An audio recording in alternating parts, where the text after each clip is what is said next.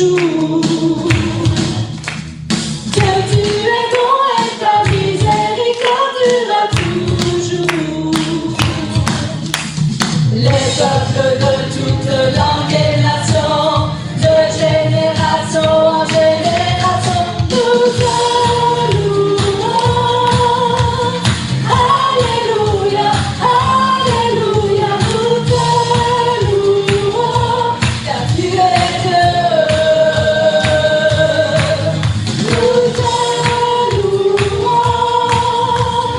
Alléluia, Alléluia, nous te louons, car tu es Dieu. Tu es bon. Est-ce que ton Dieu est bon ce matin? Alors loue-le. Loue ton Dieu ce matin. Dieu, tu es bon. Dieu, tu es bon et ta miséricorde durera toujours. Dieu, tu es bon et ta miséricorde durera toujours. Les peuples de toute langue et nation, de génération en génération, nous te louons. Alléluia, Alléluia, nous te louons, car tu es Dieu. Nous te louons.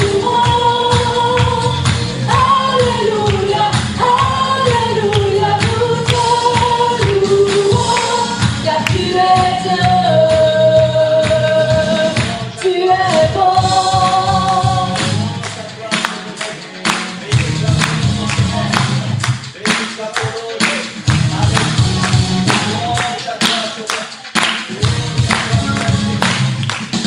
Tu es bon en tout temps, en tout temps. Tu es bon en tout temps, en tout temps.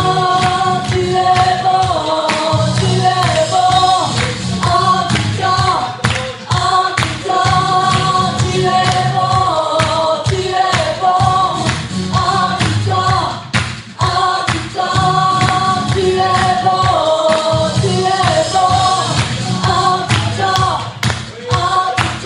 tout temps, en tout temps.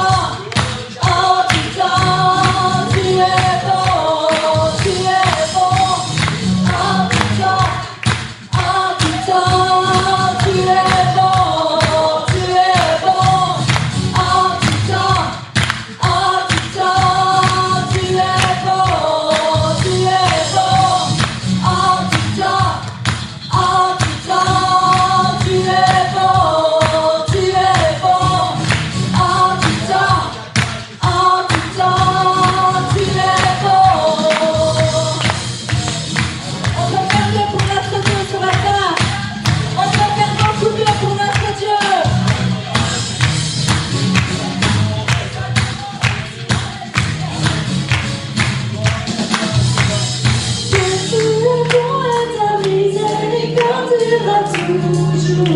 Je vais vous entendre, Église.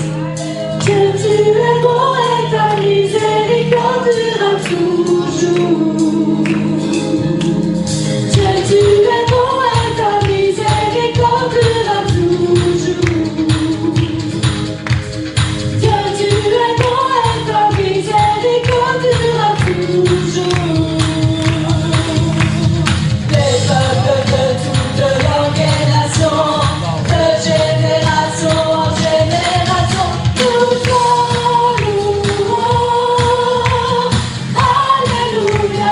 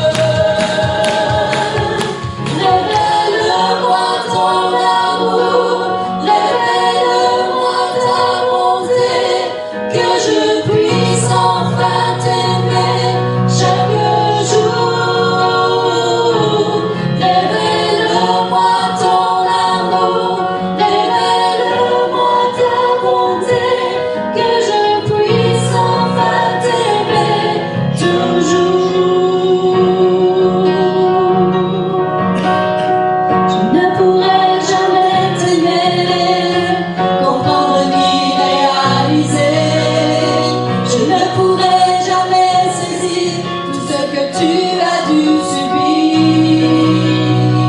Tu quittes ton trône et ta gloire, brisé pour me donner l'espoir. Tes pieds, tes mains sont les témoins du grand amour qui fut le tien.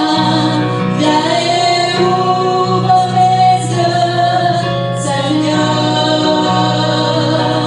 Viens et ouvre les yeux, Seigneur. Révèle-moi ton amour, révèle-moi ta bonté, que je puisse enfin t'aimer chaque jour. Révèle-moi ton amour, révèle-moi ta bonté, que je puisse enfin t'aimer toujours.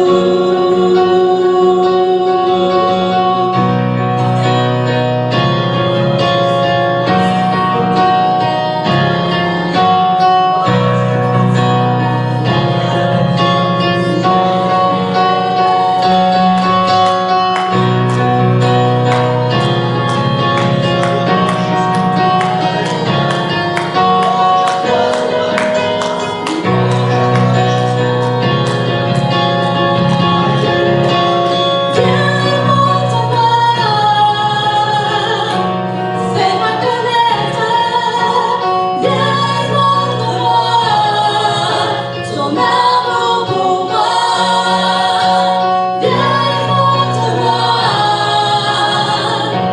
fais-moi connaître, Seigneur, ton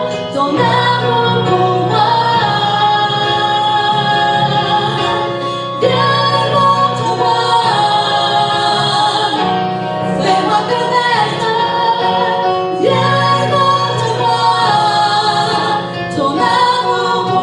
Viens montre-moi, fais-moi connaître, Seigneur, ton amour pour moi. Viens montre-moi, fais-moi connaître, viens montre-moi ton amour pour moi. Viens montre-moi, fais-moi connaître, Seigneur, ton amour pour moi. Révèle-moi ton amour, révèle-moi ta bonté, que je puisse enfin t'aimer chaque jour.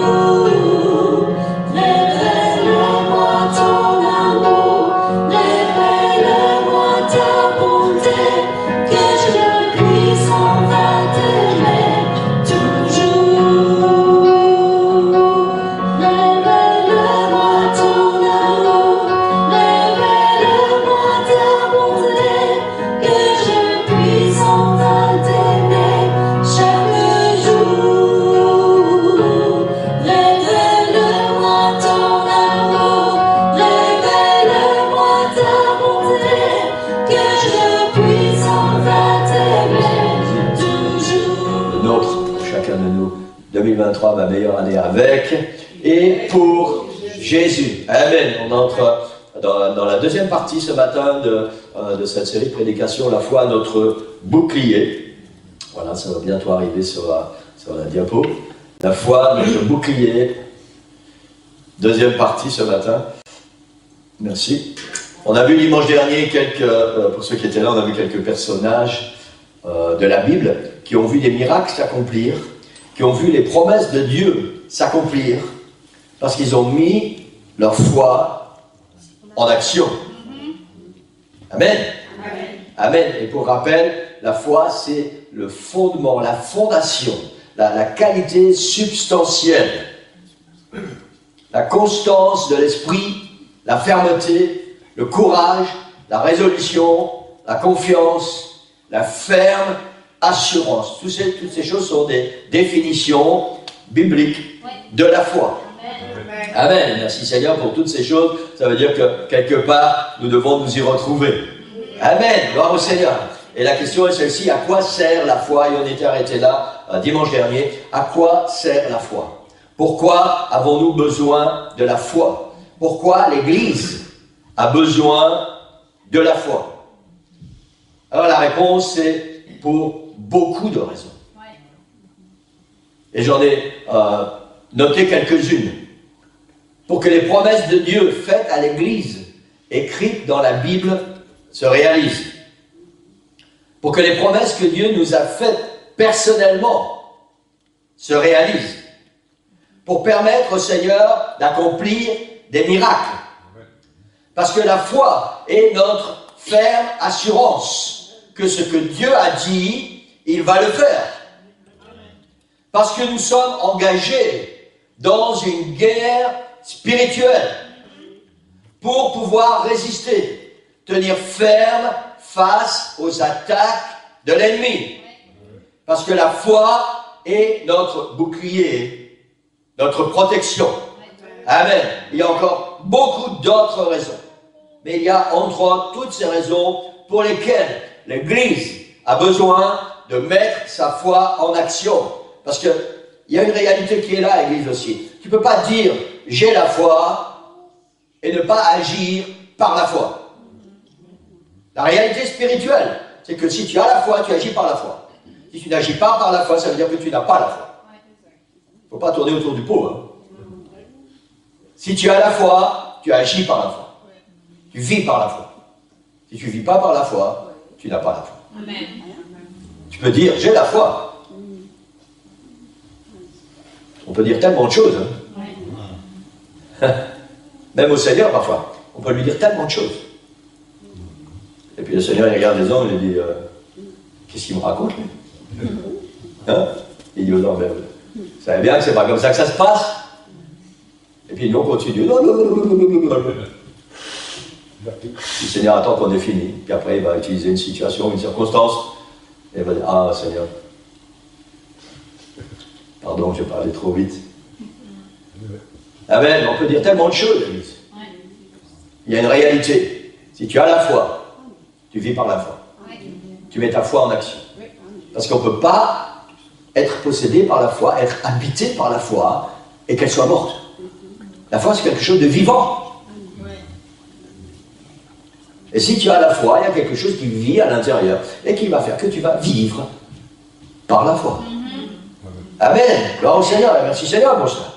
Amen. L'apôtre Paul encourage les chrétiens de l'église d'Éphèse dans leur marche avec Dieu, dans leur combat spirituel, et leur explique comment faire pour vivre une vie de victoire.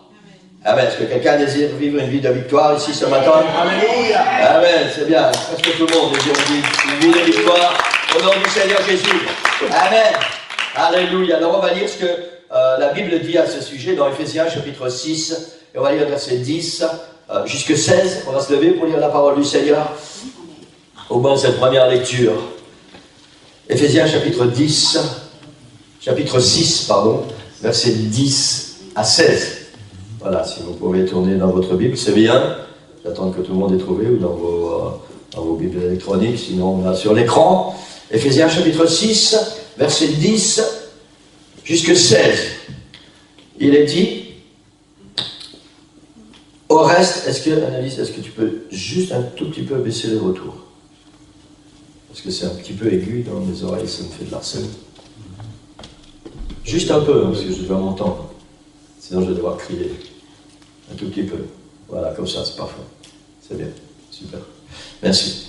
Ephésiens chapitre 6, versets 10 à 16. Au reste, fortifiez-vous dans le Seigneur et par sa force toute puissante. Revêtez-vous de toutes les armes de Dieu afin de pouvoir tenir ferme. Première fois, tenir ferme contre les ruses du diable. Car nous n'avons pas à lutter contre la chair et le sang, mais contre les dominations, contre les autorités, contre les princes de ce monde de ténèbres, contre les esprits méchants dans les lieux célestes. C'est pourquoi, prenez toutes les armes de Dieu, afin de pouvoir résister dans le mauvais jour et tenir ferme, deuxième fois, après avoir tout surmonté.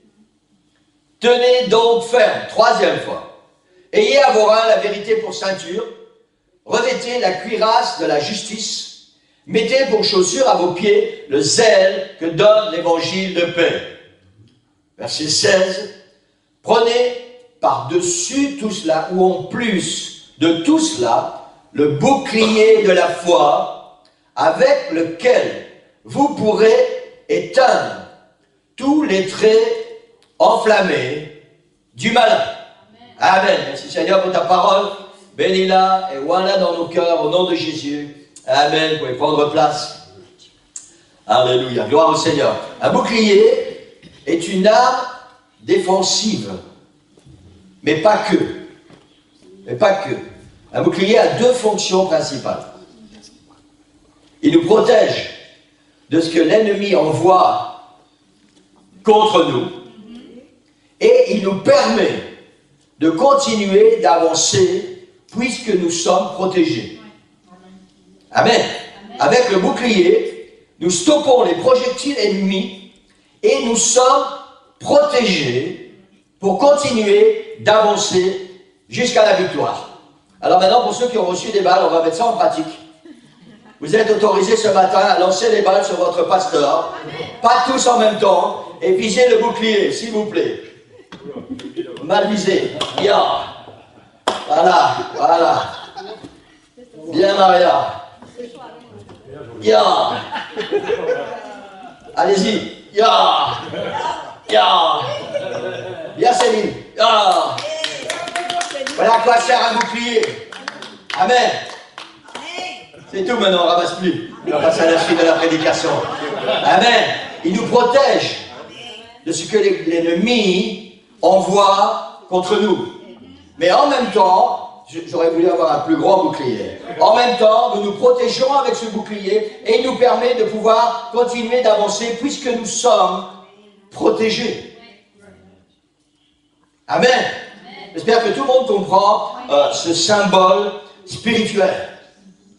Le bouclier, non seulement nous protège, mais il nous permet de continuer. Parce que si nous sommes protégés, mais que nous sommes là, figés à cet endroit, un jour ou l'autre, l'ennemi va finir par nous atteindre, d'une manière ou d'une autre. Donc il faut continuer d'avancer, parce que nous sommes engagés dans un combat spirituel. Parce que nous devons continuer de nous battre, parce que nous devons arriver jusqu'à la victoire. Amen. Quelqu'un dit Amen. Amen. Il y a une trentaine d'années, pendant une réunion de prière à l'église de Bruxelles, j'ai vu, on faisait une réunion de prière spéciale pour l'église. Et pendant cette réunion de prière, j'ai vu clairement une vision, je peux mettre la diapo, d'une armée avec les boucliers. Ça ressemblait plus ou moins à ça, mais c'était plus grand que ça. Et je voyais l'église qui était abritée et protégée. Derrière ces boucliers, il y en avait devant, il y en avait au-dessus, il y en avait sur les côtés. Et cette église avançait lentement, mais l'église avançait. Et pour moi, c'était quelque chose de très impressionnant.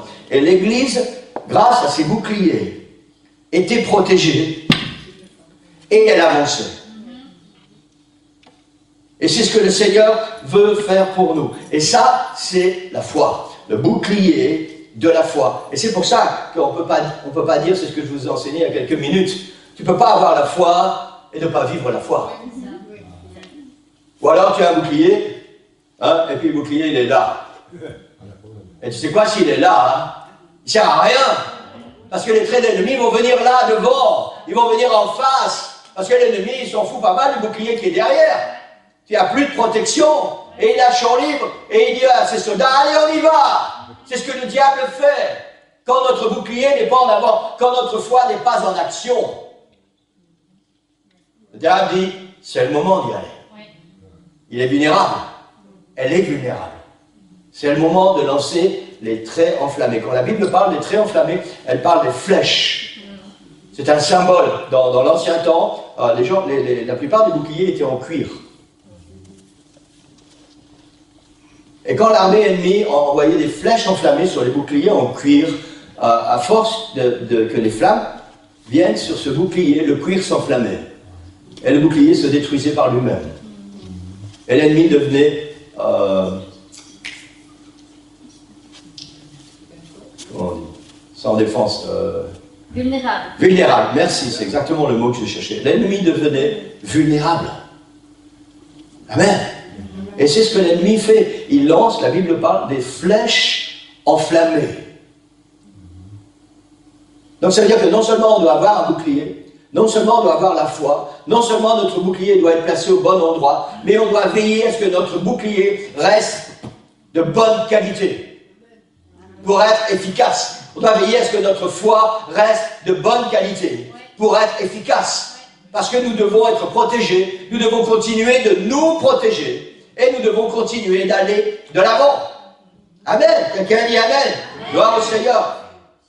Alors pourquoi trop souvent nous sommes découragés, freinés dans notre vie spirituelle, voire stoppés?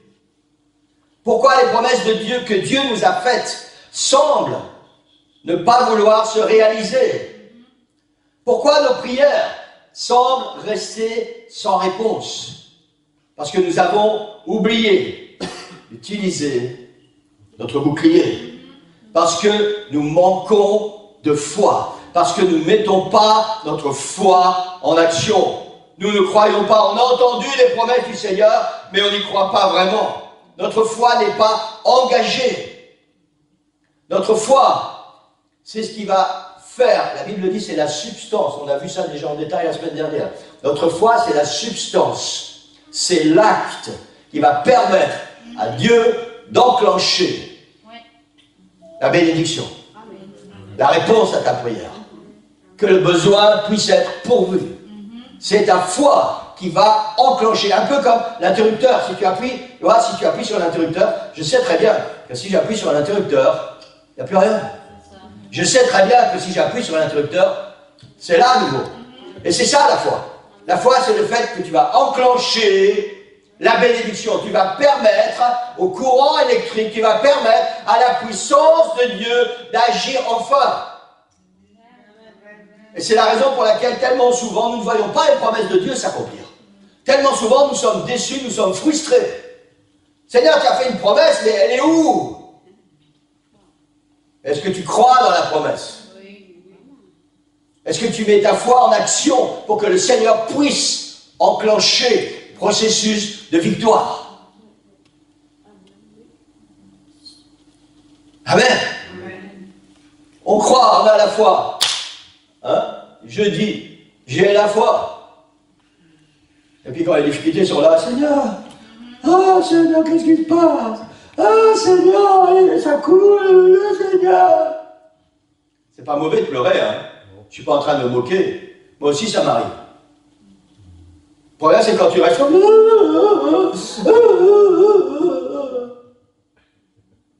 Hein? Seigneur, Seigneur. Non? On peut pleurer un moment, c'est normal, on est humain, il y a une réaction humaine, il y a une réaction charnelle.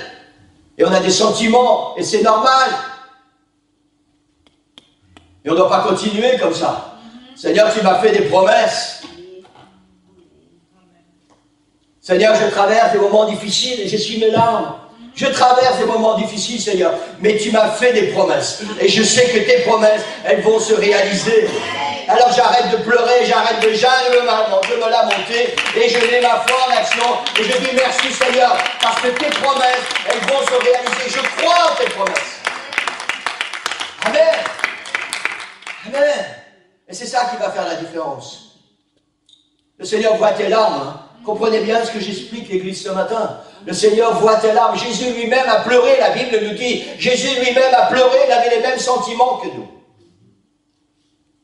Il voit nos larmes. Il voit les larmes de notre visage, il voit les larmes de notre cœur.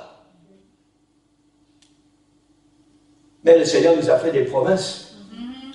Et c'est pour ça qu'il a dit, venez à moi, vous qui êtes fatigués, chargés. Tu es fatigué, tu es chargé, tu as fini de porter ton fardeau tout seul. Donne-le à Jésus. Ouais. Arrête de pleurer. Donne-le à Jésus et mets ta foi en action. Amen.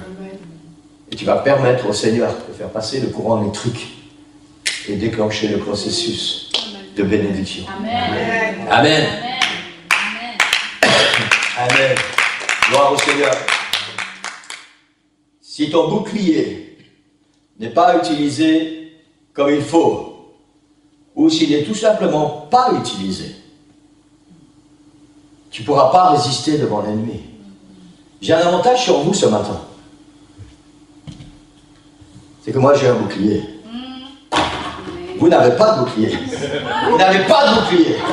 Et vous n'êtes pas protégé face à l'ennemi. Amen. Amen.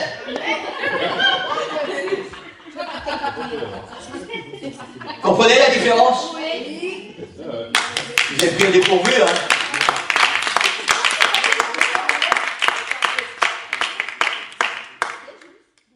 Si tu n'as pas ton bouclier, si ton bouclier n'est pas en action, si ta foi n'est pas en action, ou si ta foi elle est derrière, alors quand l'ennemi vient, quand il va envoyer les traits enflammés, quand il va envoyer ses flèches, quand il va envoyer tes problèmes, les difficultés, les maladies, les soucis, alors nous sommes vulnérables.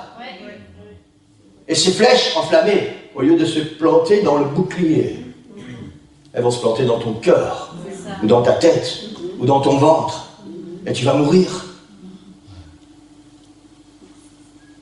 Amen. Nous parlons de quelque chose de vital, l'Église. La foi, ce n'est pas quelque chose qui est là quelque part dans la Bible. La foi, ça fait partie de la vie spirituelle du croyant. Ça fait partie de notre vie et ça va nous aider pour atteindre ce futur glorieux. Et si nous ne mettons pas notre foi en action, nous n'arriverons jamais à ce futur glorieux, parce qu'un jour ou l'autre, avant que Jésus ne revienne, le diable nous aura atteint à un point sensible et nous aura tués. Il nous aura détruits. Il ne faut pas jouer avec la foi, Église. Il ne faut pas jouer avec la foi. C'est très important. Le diable ne rigole pas avec ça. Amen. Il nous faut croire, sans douter, pour voir Dieu agir. Amen. Amen. Alléluia. Gloire au Seigneur. Comment cela se passe-t-il? Le Seigneur te fait une promesse, et sur le moment, tu es inébranlable. Quand le Seigneur te fait une promesse, on est tous comme ça. Hein? Quand tu reçois une promesse, tu es chargé un bloc, Rambo, et tu dis, Satan, tu peux me dire, je suis paré. Hein? C'est comme ça que ça se passe, non? Peut-être pas à vous les sœurs, parce que vous les sœurs, vous n'allez pas mettre vos... Hein? Oui, non, mais j'en doute pas. Mais bon, c'est plutôt... Enfin, quoi que maintenant, il y a beaucoup de femmes qui font du bodybuilding. Comprenez? Quand le Seigneur te fait une promesse, sur le moment, waouh, Satan, tu peux venir, viens, allez, viens. Là, la foi, elle est forte, elle est ferme, elle est super. Et puis le diable a commencé à lancer ses flèches. Tu crois vraiment que Dieu va faire ce qu'il vient de te dire? Regarde un peu autour de toi et sois réaliste. Arrête d'aller sur la lune. Alléluia. T'as envie d'aller sur la lune? Une autre flèche. Rien ne va comme tu le pensais. C'est une flèche, plus une flèche, plus une flèche. Depuis que tu as prié, regarde, c'est encore pire qu'avant. C'est tellement souvent ça. Depuis combien de temps tu attends que Dieu réponde à ta prière?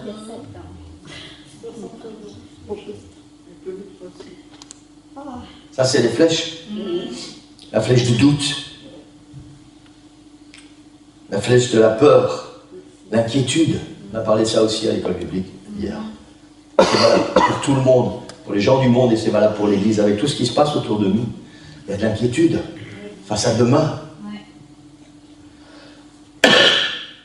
Le manque de foi, de confiance en soi.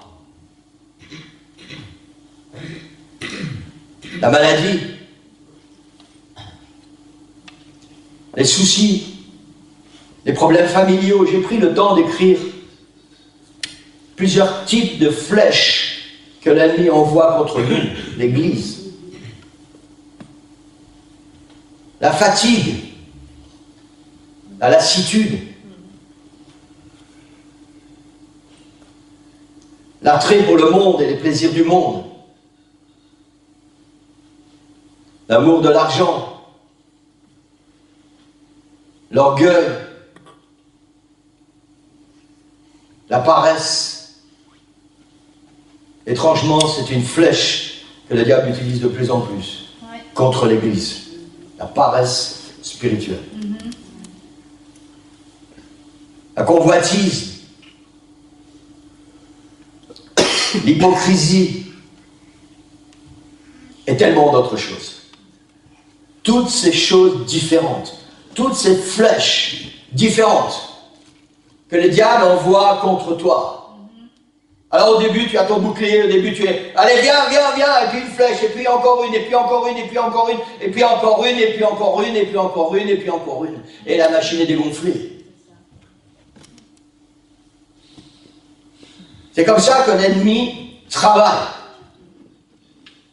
Et pour que la machine ne se dégonfle pas, pour que tu puisses continuer à être le Rambo, alors tu as besoin de continuer d'avoir ton bouclier devant toi, à la bonne place. Tu as besoin de continuer de mettre ta foi en action pour pouvoir résister, pour pouvoir arrêter les flèches de l'ennemi, pour pouvoir empêcher qu'il ne vienne te détruire. Amen. Rappelons-nous que le seul objectif du diable envers nous est de nous détruire. Son seul objectif. Spirituellement, physiquement et moralement. Soit l'un ou l'autre séparément, soit tout en même temps. Spirituellement, physiquement, moralement. C'est son seul objectif. C'est de nous détruire. Il va nous faire mourir. Et pour lui, le plus vite sera le mieux. Amen. Amen. Les assauts de l'ennemi sont bien réels et puissants. Et il te faut une foi ferme et solide pour continuer de le contrer et d'avancer. Je vais répéter cette phrase. Les assauts de l'ennemi sont bien réels et puissants. Et il te faut une foi ferme et solide pour le contrer et pour continuer d'avancer. Amen. Christian, sans le bouclier de la foi, chaque flèche tirée contre toi va atteindre son objectif et te blesser. Peut-être qu'il faudra plusieurs blessures, plusieurs flèches pour te faire mourir. Peut-être qu'une seule suffira. Amen. Alléluia. Gloire au Seigneur. C'était prévu à l'avance. C'était prévu à l'avance. C'est pour ça que j'avais levé le bouclier. Parce que c'est ce que l'ennemi va essayer de faire. C'est une autre réalité. Il ne va jamais nous prévenir quand il va envoyer les flèches enflammées pour essayer de nous détruire. Merci Christian. Il ne va jamais te prévenir. Il ne va pas t'envoyer un SMS ou faire une vidéo. Allô, allô, ici c'est le diable. Mets-toi sur tes gardes, je vais t'envoyer une flèche pour essayer de te détruire. Prends ton bouclier, mets-toi debout. Hein? Le diable ne va jamais faire ça. C'est pour ça que tu dois toujours avoir ton bouclier de la foi. Tu dois toujours être prêt à te battre et à combattre contre l'ennemi. Parce que tu ne sais pas quand il va envoyer ses flèches contre toi. Tu ne sais pas quand il va venir essayer de te détruire. Amen. Alléluia. Gloire au Seigneur. Peut-être ça vous fait rire un petit peu ce principe des balles ce matin. Mais je crois que ça nous aide à comprendre. Amen. Après, avant qu'on fasse l'autel, il faudra que quelqu'un se dévoue pour ramasser les balles pour que personne ne se blesse dessus. Amen. Amen. Aucun militaire ne prévient son ennemi de ce qu'il va faire, ni quand il va le faire. Le Seigneur prévient son armée. Le Seigneur prévient son Église. Sois sur tes gardes. Prends ton bouclier de la foi et garde ton bouclier de la foi devant toi pour pouvoir contrer les traits enflammés du malin et pour pouvoir continuer d'avancer. Amen. Amen.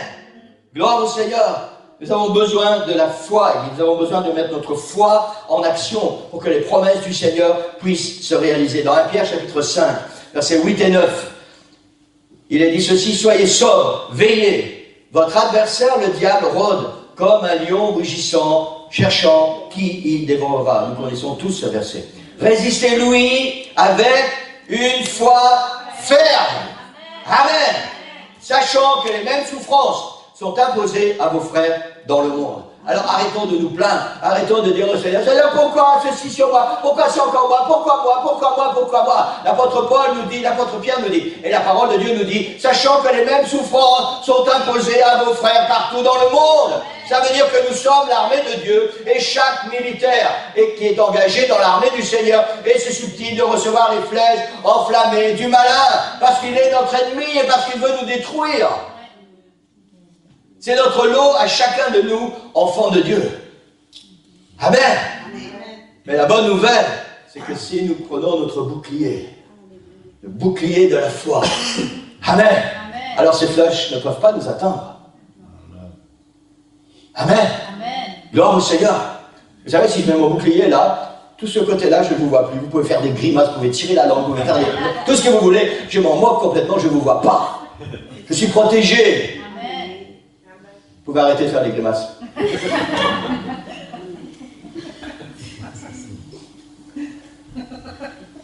J'espère que cette prédication ne va jamais quitter votre esprit. Le bouclier de la foi. Amen. Jésus a promis que son Église serait une Église glorieuse et victorieuse. Et il nous donne la force et la puissance, pour être cette Église glorieuse et victorieuse. Amen. Dans Luc chapitre 10, verset 19, Jésus dit, je vous ai donné le pouvoir de marcher sur les serpents et sur les scorpions et sur toute la puissance de l'ennemi. Je vous ai donné tout ce dont vous avez besoin pour pouvoir résister face à l'ennemi. C'est la foi, le bouclier de la foi. Amen. Cette puissance nous appartient, nous la possédons, si seulement nous savons l'utiliser. Si elle est au bon endroit, au bon moment, ça veut dire que le bon moment, ça veut dire que le bouclier de la foi doit toujours être devant nous. Toujours. Jamais sur le côté, jamais le déposer pour prendre un peu de repos. Amen. Amen. Et je vais conclure avec cette question, c'est quoi exactement le bouclier de la foi? Parce qu'on parle de la foi, mettre sa foi en action, c'est bien, mettre sa foi en action. C'est quoi exactement le bouclier de la foi? Alors si vous me donnez encore 3 minutes ou 4 minutes, et j'ai terminé. Et on va voir ce que un homme dont Dieu disait que c'était un homme selon son cœur. On va voir ce qu'il en pense, c'est ce qu'il nous dit dans la parole de Dieu. Dans le psaume 3, versets 4 et 5, il dit, mais toi, ô Éternel, toi, ô Éternel, tu es mon bouclier, tu es ma gloire, tu relèves ma tête. De ma voix, je crie à l'Éternel et il me répond de sa montagne sainte. Ici, le psalmiste est en train de nous dire que son bouclier, c'est le Seigneur. Amen. Amen.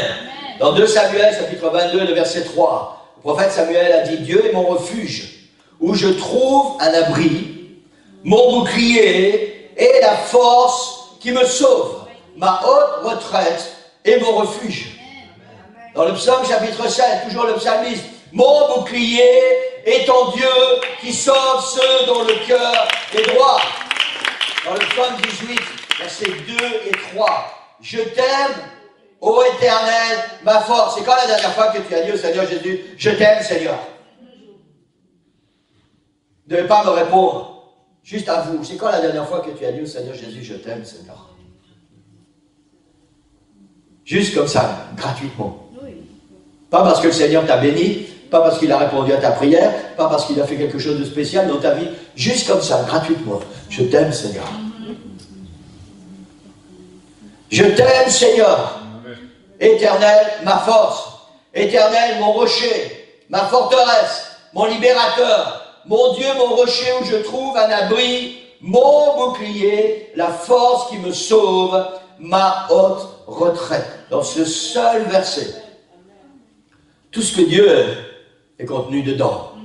Ma force, mon rocher, ma forteresse, mon libérateur, mon abri, mon bouclier, ma haute retraite.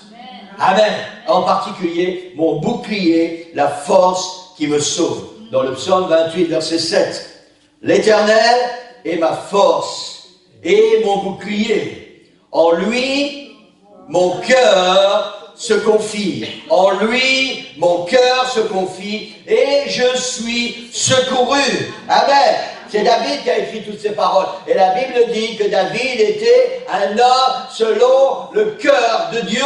Qu'est-ce que j'aimerais que le Seigneur dise la même chose de moi? Un homme selon le cœur de Dieu. Et c'est David qui a écrit toutes ces choses. L'Éternel est ma force et mon bouclier. En lui, mon cœur se confie et je suis secouru. Amen. Amen. Psaume 33, verset 20. Notre âme espère en l'Éternel. Il est notre secours et notre bouclier. Amen. L'Éternel est notre bouclier. Psaume 115, verset 9. Israël, confie-toi en l'Éternel. Il est leur secours et leur bouclier. Amen. On va se mettre debout, Église. Amen. Je vais ouvrir l'autel ce matin. Alléluia. Je vais terminer avec ce verset. Tu peux mettre, voilà, le dernier diapo. Amen. Avec ce verset qui n'est pas sur les diapos. Le psaume 139, verset 5. Et le psalmiste dit au Seigneur, il dit, tu m'entoures par derrière et par devant. Tu mets ta main sur moi. Qu'est-ce que cela veut dire? Ça veut dire que le Seigneur n'est pas seulement un bouclier, comme ça.